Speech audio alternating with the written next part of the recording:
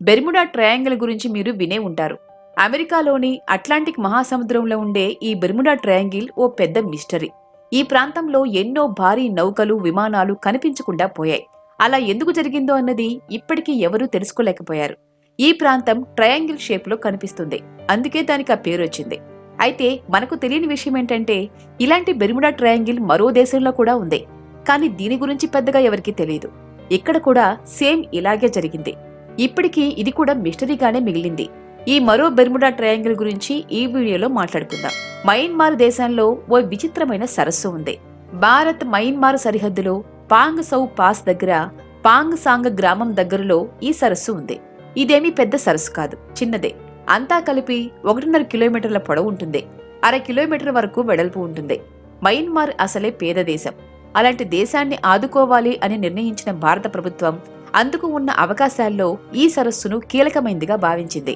దీన్ని పర్యాటక ప్రాంతంగా మార్చింది. ఈ సరస్సుకి దగ్గరలో భారత్ వైపు నుంచి అరుణాచల్ ప్రదేశ్లోని చాంగ్ లాంగ్ జిల్లా ఉంది. అక్కడి నుంచి అభివృద్ధి కార్యక్రమాలు జరుగుతున్నాయి. దీన్ని ఇండియన్ బెర్ముడా ట్రయాంగిల్ అని కూడా పిలుస్తారు. అయితే అధికారికంగా మాత్రం ఈ సరస్సు మయన్మార్లోనే ఉంది. ఈ సరస్సులో ఏదైనా పడితే లోపలికి వెళుతుందే తప్ప తిరిగి రాదు. అందుకే దానికి లేక్ ఆఫ్ నో రిటర్న్ అని పేరు పెట్టారు. థాయ్ భాషలో దాన్ని నాంగ్ యాంగ్ అని పిలుస్తారు. అరుణాచల్ ప్రదేశ్లోని చాంగ్ లాంగ్ జిల్లా వెబ్సైట్లో ఈ సరస్సు చరిత్ర గురించి చాలా వివరాలున్నాయి. ఈ సరస్సుకు ఆ పేరు రావడానికి కారణం ఉంది. రెండో ప్రపంచ యుద్ధ కాలంలో ఈ సరస్సుపై నుంచి వెళ్లిన యుద్ధ విమానాలు కూలిపోయాయి. కొన్ని సరస్సులో కూలగా మరికొన్ని ఆ చుట్టుపక్కల కూలిపోయాయి. అలా ఈ సరస్సుపై నుంచి వెళ్లిన చాలా విమానాలు దీని గర్భంలో కూలిపోయాయి. జపాన్కు చెందిన కొందరు సైనికులు యుద్ధంలో గెలిచి తిరిగి విమానంలో తమ దేశం వెళుతుండగా దారి తప్పి ఈ సరస్సుపై నుంచి వెళ్లారట. అయితే ఆ విమానం ఈ సరస్సు దగ్గర కూలిపోయింది. దాని నుంచి ఎలాగోలా వాళ్లు ప్రాణాలతో బయటపడ్డారు. కానీ ఆ తర్వాత వాళ్లందరికీ మలేరియా వచ్చి చనిపోయారు. ఈ సరస్సు సంగతి తేల్చుదామని కొందరు అమెరికా సైనికులు లెడో రోడ్డు నుంచి బయలుదేరారు. కానీ సరస్సులోకి దిగాక ఇక బయటకు రాలేకపోయారు. అలాగే లోపలికి వెళ్లిపోయారు. 1942లో బ్రిటన్ సైనిక బృందాలు కూడా ఈ లేక్ పై నుంచి వెళుతూ దారి తప్పారు. అందుకే అక్కడ ఏదో బలమైన శక్తి ఉందని అందరూ నమ్ముతుంటారు. ఇలా వరుస ప్రమాదాల తర్వాత ఈ సరస్సుకు వెళ్లేందుకు వీలుగా ఉన్న లెడో రోడ్డును మూసేశారు. 2007లో ఈ రోడ్డును తిరిగి తెరిచారు. కానీ దీనిపై నుంచి మాత్రం ఎలాంటి విమానాలు వెళ్లవు.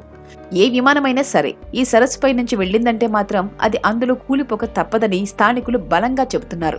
అయితే చాలా మంది ఈ విషయాన్ని నమ్మరు. జాయ్దీప్ సర్కార్ అనే పర్వతారోహకుడు ఈ సరస్సు మిస్టరీని తాను ఛేదించాలని ఒక ఆర్టికల్లో తెలిపారు. 2002లో ఈ సరస్సు దగ్గరకు వెళ్లి చూశానని, అక్కడికి వెళ్లిన వారికి ఏమీ కావట్లేదని ఆ ఆర్టికల్లో తెలిపారు.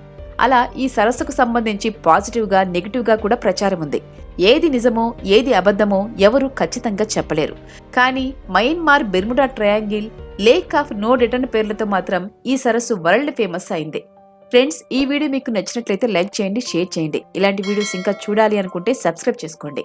పక్కన ఉన్న బెల్ సింబల్ ని ప్రెస్ చేయండి.